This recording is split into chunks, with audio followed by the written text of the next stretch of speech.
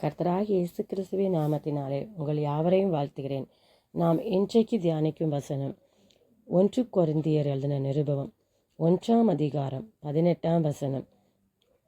சிலுவையை பற்றிய உபதேசம் கெட்டு போகிறவர்களுக்கு பைத்தியமாயிருக்கிறது, ரட்சிக்கப்படுகிற நமக்கோ அது தேவபலனாயிருக்கிறது.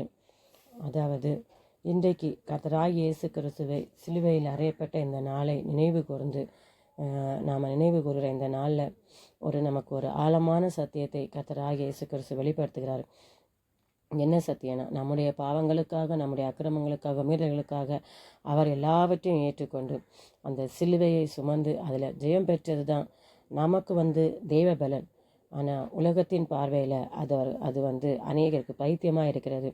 அதாவது பார்த்திங்கன்னா, உலகத்தில் 2 வகையாக மனிதர்களை பிரிக்கலாம்.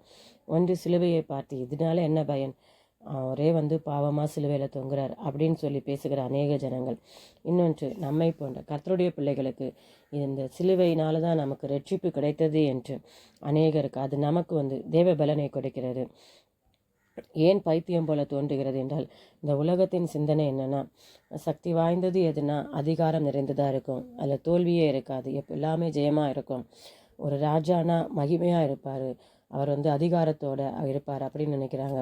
ஆனால் நம்முடைய கர்த்தராகிய இயேசு கிறிஸ்து என்ன சொல்கிறாருன்னா, இல்லை, ராஜாவாகிய இயேசு கிறிஸ்து தான் அவர் சிலுவையில் தன்னை தாழ்த்தினது நிமித்தம் அவமானம், துன்பம், தோல்வி எல்லாவற்றையும் அவர் தெரிந்தெடுத்து நமக்கு முன்மாதிரியை காட்டிய நிமித்தம் நமக்கு அது தேவபலனாக இருக்கிறது. ஆனால் உலகத்தின் பார்வைக்கு அது ஒரு முட்டாள்தனமாக இருக்கிறது. இதில் மறைந்துள்ளது தேவனுடைய ஞானம்தான் மறைந்துள்ளது. சிலுவையில் உள்ள ஆழமான சத்தியம் என்னதுன்னா, மனிதன் தன் பாவத்தை, நம்முடைய பாவத்தை நம்ம தானாக தீர்க்க முடியாது, நம்முடைய பாவத்தை இன்னொருத்தரும் சுமக்க முடியாது. ஆனால் நல்ல செயல்களை செஞ்சு நம்ம பாவத்திலிருந்து எப்படியாவது விடுதலை பண்ணால் அதுவும் நமக்கு முடியாது. புத்திசாலித்தனமாக தேவனுடைய நம்ம கர்த்தரிடத்தில் போய் நெருங்கலானா அதுக்கும் நமக்கு முடியாது. ஏன்னா நம்முடைய பாவத்தை, அதுக்கு ஒரு துன்பம் உண்டு, அதற்கு ஒரு தண்டனை உண்டு, அதை அனுபவித்து தான் ஆகணும். அந்த நம்முடைய பாவத்தின் தண்டனையை நாம் அனுபவிக்க பதிலாக தேவனாகிய கர்த்தருடைய குமாரனை அனுப்பினார்.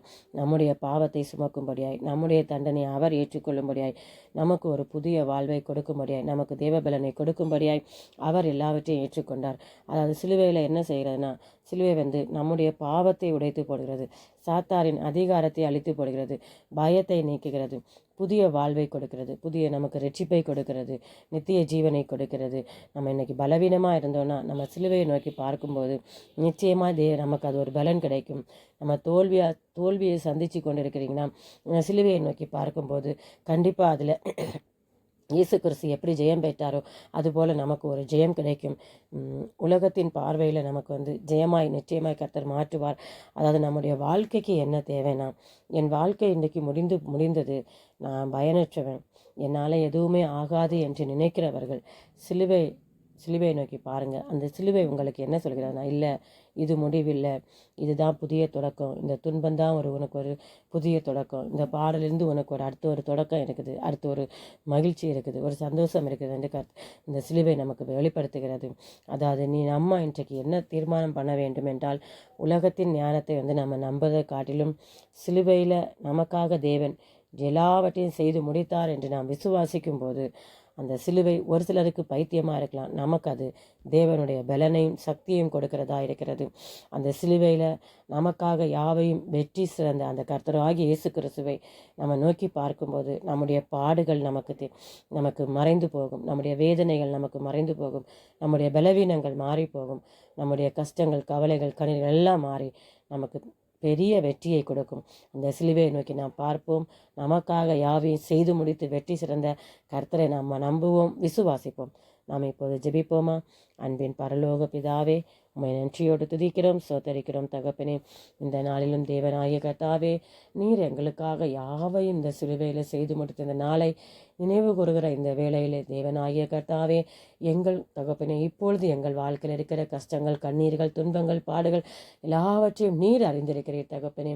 நீர் எல்லாவற்றையும் எங்களுக்கு மாற்றி சந்தோஷத்தையும் சமாதானத்தையும் மகிழ்ச்சியும் ஜெயத்தையும் தந்து விட்டீர் என்று விசுவாசிக்கிறோம். ஏன்னா எல்லாவற்றையும் தேவனாகிய கர்த்தர் சிலுவையில் செய்து முடித்து ஜெயம் பெற்ற தேவன், எங்களுக்காக யாவையும் செய்து முடித்தீர் என்று நாங்கள் நம்புகிறோம், விசுவாசிக்கிறோம். எங்களை தாழ்த்தி வெறுமையாக்குகிறோம்.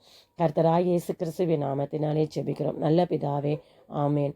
கர்த்தர் உங்களை ஆசீர்வதிப்பாராக.